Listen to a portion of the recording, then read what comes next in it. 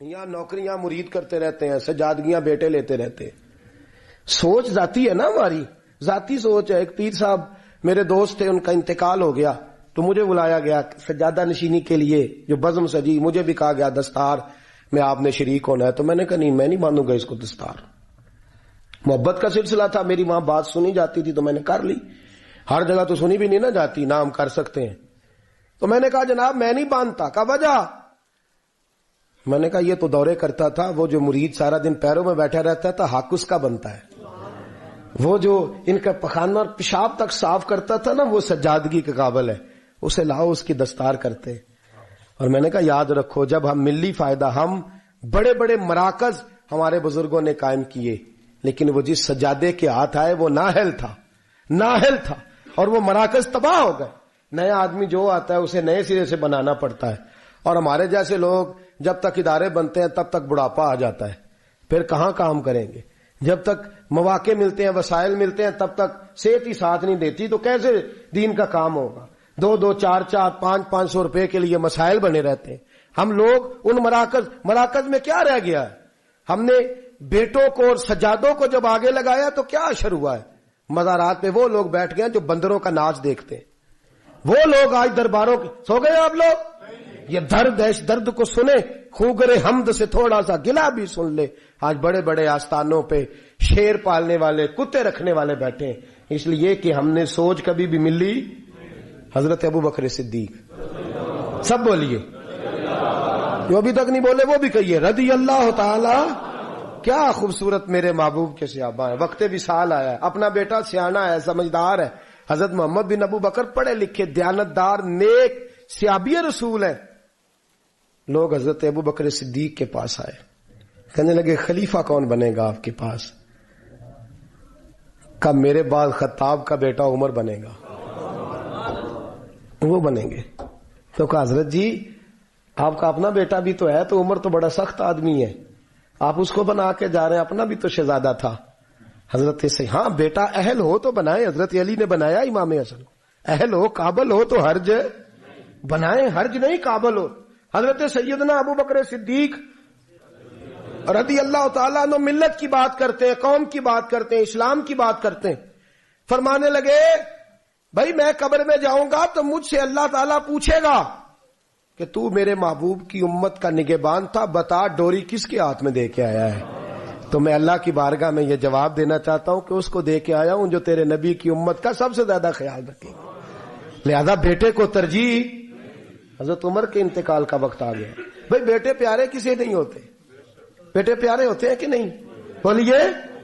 اولاد بڑی پیاری چیز ہے. حضور نے فرمایا ہے کہ اولاد انسان کے جگر کا پھل ہوتی ہے. جگر کا، میری طرف دیکھیے، اولاد جگر کا پھل ہوتی ہے. جگر کا اولاد کسے نہیں پیارے ہوتے؟ حضرت عمر کے بیٹے عبداللہ ابن عمر رضی اللہ تعالی، جن کے بارے میں میرے نبی پاک نے فرمایا رجل صالح، یہ بڑا صالح مرد ہے. حضور نے گواہی دی کہ عمر کا بیٹا بڑا رجل صالح مرد ہے. مرد کہا حضور نے اور صالح کہا. حضرت عمر فاروق کا بیٹا ایک بہت بڑے مفتی تھے. فتویٰ شرعی یہ ہے کہ جب عورت کو دن آئے ہوں، طہر آیا ہو، تو اس کو طلاق نہیں دینی چاہیے، پاک ہونے کا انتظار کرنا چاہیے. ایک دفعہ حضرت عبداللہ ابن عمر کو بڑا غصہ تھا، بیوی نے کوئی ایسی بات کر دی تو ایام طہر میں، حیض کے دنوں میں طلاق دے دی. حضرت عبداللہ ابن عمر رضی اللہ تعالیٰ عنہ نے یہ کام کیا. حضرت فاروق اعظم کا وقت وصال آیا، لوگ آئے، حضرت عمر فاروق نے بلایا، فرمایا مجھے مشورہ دو میں کس کو امیر بناؤں. 11 بندے حضرت عمر کو مشورہ دیتے ہیں کہ اپنے بیٹے کو بنا دیں.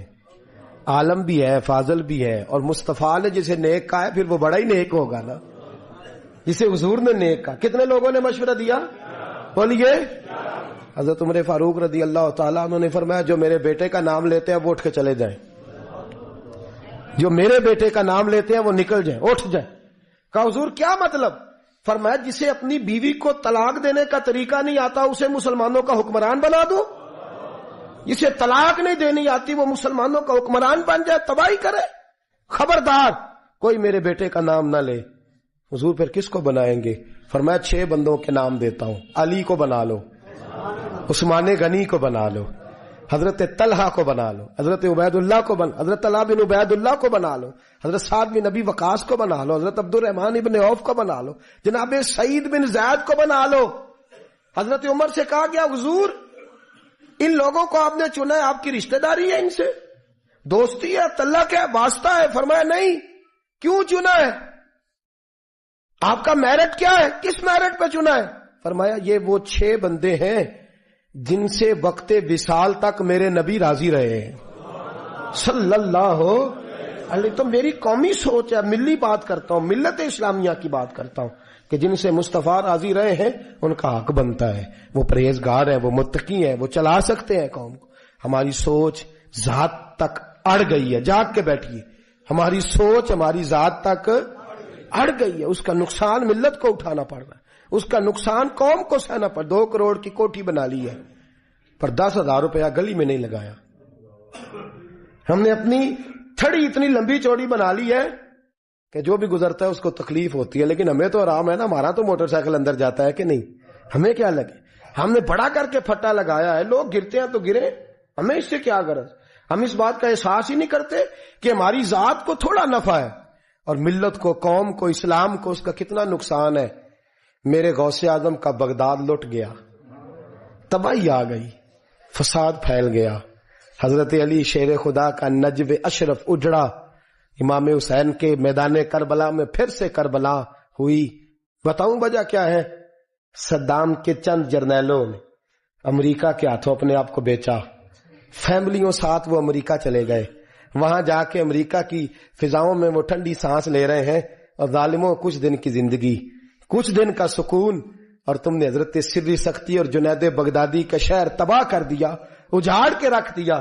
بغداد کے لوگ بھیک مانگ کے کھاتے ہیں، بغداد کے لوگ لوگوں کو لوٹ کر کھاتے، وہاں قحط پڑ گیا، مردوں کا قحط پڑ گیا، عورتیں جلوس نکال رہی ہیں کہ مرد 2 شادیاں کریں۔ تھوڑے نفع کے لیے تم نے اسلام کا سودا کر ڈالا، تم نے بیچ ڈالا ملت کو۔ اللہ کی بارگاہ میں تم کو جواب نہیں دینا، وہاں تم کو حاضر نہیں ہونا۔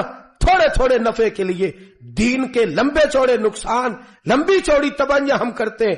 فلسطین سارا لٹ گیا چند مسلمان حکمرانوں کی وجہ سے، امریکہ سے یاری نہیں چھوڑی، دوستی نہیں چھوڑی، اور انہوں نے ساری تباہی کر لی۔ افغانستان سارا اجڑ گیا، کشمیر آج لوگ ڈے منا رہے ہیں، جھوٹ موٹ کے، آنسو بہا کے لوگوں کو بتایا جا رہا ہے کہ ہمارا بڑا ساتھ ہے۔ میاں تم اس کاج سے اٹھ چکے ہو، تم پیچھے ہٹ چکے ہو اس کاج سے۔ یہاں ہر شخص کو اپنی پڑی ہوئی ہے، یہاں ذات بنانے کے، گھر بنانے کے، کاروبار بنانے کے، بنگلے بنانے کے چکر میں یہاں تو سیاستدان ٹکٹیں کنفرم کرا کے رکھتے ہیں، کسی وقت بھی بھاگنا پڑ سکتا ہے، کسی وقت بھی دوڑنا پڑ سکتا ہے۔ جہاں ذات کے لیے جلوس ہے، ذات کے لیے جھگڑا ہے، ذات کے لیے سارے معاملات ہیں، جس کے گھر کو آگ لگتی ہے وہ جلوس نکالنے لگ جاتا ہے۔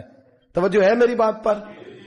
جب بھی کوئی جلوس نکالتا ہے نا کسی بھی طبقے کا، تو میں ذرا ٹٹول کے دیکھتا ہوں کہ جب حضور کی ناموس کی باری آئی تھی اس جماعت نے جلوس نکالا تھا کہ نہیں نکالا تھا؟